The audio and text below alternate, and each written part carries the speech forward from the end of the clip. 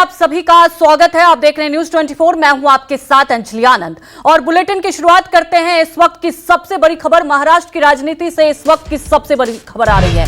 महाराष्ट्र में महाविकास आघाड़ी का सीएम चेहरा कौन होगा, इसको लेकर उद्धव ठाकरे ने बहुत बड़ा बयान दिया है। उद्धव ठाकरे ने कहा है कि शरद पवार और कांग्रेस तय कर ले कि मुख्यमंत्री का चेहरा कौन होगा, मेरा उनको समर्थन है। मुंबई में महाविकास आघाड़ी की बैठक चल रही थी जिसमें इंडिया गठबंधन के सभी बड़े नेता मौजूद थे। उद्धव ठाकरे ने यह भी कहा कि हमारा मकसद इन्हें गिराना है, मतलब एनडीए को गिराना है, ना कि सीएम का फेस होना हमारे लिए जरूरी है। तो बड़ा बयान दिया है उद्धव ठाकरे ने। मगाशी नाना तुम्ही नव्हतात, मी बोललो की मुख्यमंत्री कोण होणार, आज काँग्रेसने चेहरा जाहीर करावा, पवार साहेबांनी करावा, मी त्याला पाठिंबा सगळ्यांच्या समोर द्यायला तयार आहे। फक्त जागेवरनं मारामाऱ्या करू नका, जागेवरनं मारामाऱ्या करू नका। एखादी जागा वाटपामध्ये काँग्रेसकडे गेली, काँग्रेसकडे गेली म्हणून शिवसेना आणि राष्ट्रवादीने काम करायचं नाही असं करायचं नाही। शिवसेनेकडे आली, राष्ट्रवादी आणि काँग्रेसने काम करायचं नाही असं नाही। राष्ट्रवादीने दिली तरी सगळ्यांनी काम केलं पाहिजे। आता काय झालं, गेल्या निवडणुकीमध्ये मुस्लिम समाजाने भरभरून मतदान केलं, बौद्धांनी केलं, सगळ्यांनी केलं, हिंदूंनी तर केलंच, मराठी माणसांनी केलं, पण मुसलमानांनी मतदान का केलं? उद्धव ठाकरे बरोबर मुस्लिम का आले? मी हिंदुत्व सोडलं। पण कोरोना काळामध्ये जे काय आपल्या सरकारने काम केलं, हे नालायक आपले महायुतीतले आपले विरोधक जे आपणच त्यांना मोठं केलं ते विसरले, पण ज्यांना आपण वाचवलं ते मुस्लिम असो बौद्ध असो ते नाही विसरू शकले। तमाम जानकारी के साथ हमारे सहयोगी विनोद जगदाले लाइव जुड़े हैं। विनोद, सबसे बड़ी बात है कि अभी तक की लगातार अटकलें लगाई जा रही थी कि क्या उद्धव ठाकरे ही चेहरा होंगे। अब बड़ी बात है कि उन्होंने ये कहा कि जो भी चेहरा हो मैं समर्थन करूंगा। इसके बहुत राजनीतिक मायने निकले जा सकते हैं।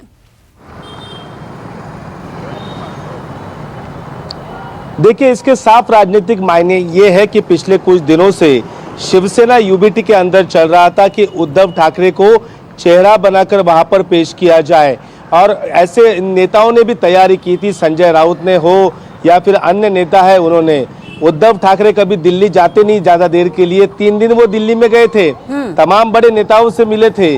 वहां पर भी उनकी एक ही वहां पर बात थी कि शिवसेना का यहाँ पर या फिर महाविकास आघाड़ी का चेहरा कोई एक हो, उस चेहरे को सामने रखकर वहां पर चुनाव लड़ा जाए।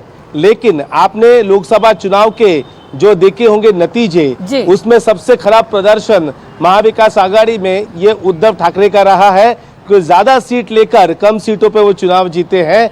और अब जाहिर हो चुका है कि शरद पवार हो या फिर कांग्रेस पार्टी हो, इनका एक ही कहना है कि लोकसभा चुनाव हो चुके हैं, विधानसभा चुनाव के बाद ही चेहरा यहाँ पर दिया जाएगा सीएम का, ना कि चुनाव से पहले।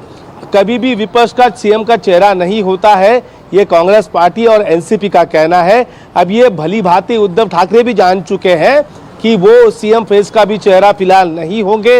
अगर ज्यादा सीटें आती है विधानसभा चुनाव के बाद शिवसेना की, तो जाहिर सी बात है उद्धव का ही नाम सामने आएगा।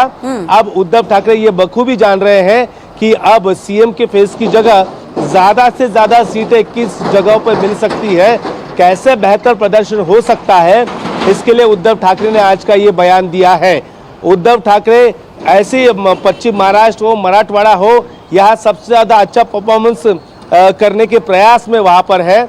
देखिए, हम इस समय कोल्हापुर में मौजूद है, हमने मराठवाड़ा का दौरा कर लिया है और अब पश्चिम महाराष्ट्र के दौरे पर हम हैं। तो जाहिर सी बात है यहाँ पर उद्धव ठाकरे हैं। उद्धव ठाकरे को सबसे ज्यादा सीटें जीतने का उनके सामने एक चैलेंज होगा और तभी जाकर वो सीएम का फेस बनेंगे।